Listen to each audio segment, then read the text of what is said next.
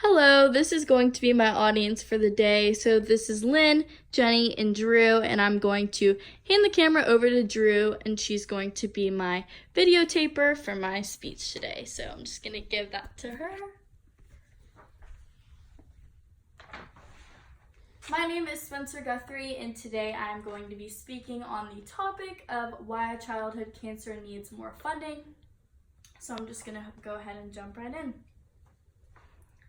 Most of us are at the point in our lives where we imagine or dream of starting our own family. Some of you might have already started your own family. The thought of having kids has probably crossed all of our minds at least once. Now imagine losing that child.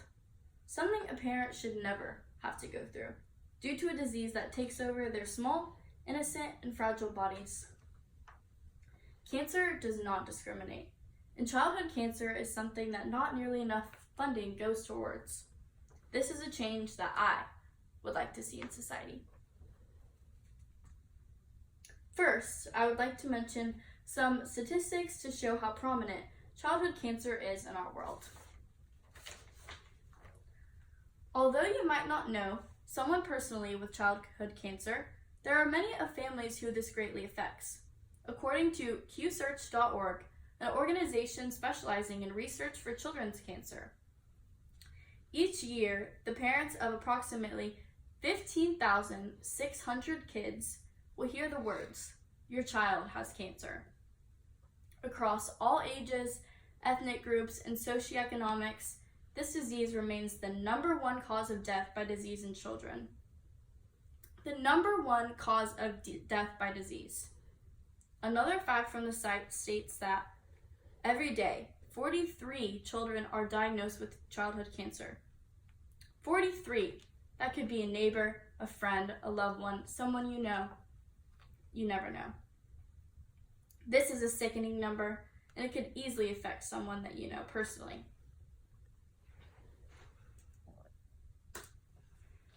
For such a big problem, it does not get even close to what attention and funding it deserves. Childhood cancer needs not only attention, but funding. According to Eugenie Kleinerman, MD, Division of Pediatrics, the University of Texas, MD Anderson Children's Cancer Hospital, out of the National Cancer Institute's $4.8 billion budget, only $173 million, or just over 3%, is allocated for grants that have anything to do with pediatric cancer. Just over 3% is dedicated to children's cancer. This is our youth, our future. The National Cancer Institute thinks they only deserve just over 3%. This is beyond disappointing. The government funding is also a similar case. According to the National Pediatric Center Foundation, only 4% of federal government cancer research funding goes to study pediatric cancer. This is a number that needs to be raised. The government needs to do better. The Cancer Institute needs to do better. We as a whole, society, we need to do better. Although this is a tragic truth, there are things we can do to help the situation.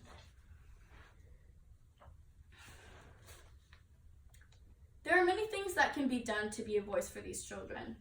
The easiest way? To make a donation. There are many foundations you can donate to, big and local, such as St. Jude, Shriners Organization, or MD Anderson, and many, many more. You can speak out and be their voice by writing letters for change, or even just to your community. There's local fundraisers such as 5Ks, runs, or walks, or anything like that you can do to just show up, raise money, and just help the community out itself. Another thing you can do to help is directly help out a family in need. I know for me, a personal story, whenever someone I know's family was personally struck with childhood cancer, the whole community in my small hometown, Cypress, came together.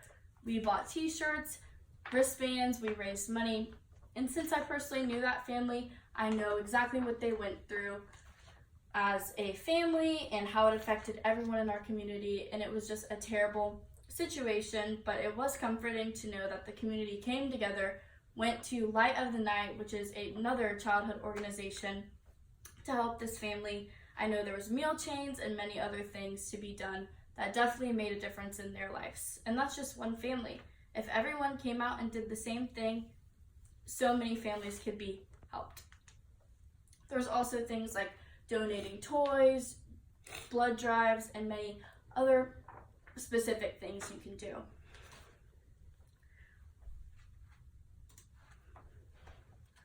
I hope all of you can think of at least one thing you can do to aid in this worldwide problem.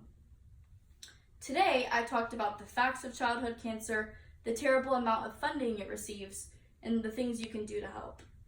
To repeat my earlier statement, this could affect someone you know and love. This is important because, again, cancer does not discriminate. It could be your kids one day, it could be your friends, and anyone else you love. I hope you learned something you maybe didn't know, and possibly how you can help out and change the world. Childhood cancer is a real-life issue.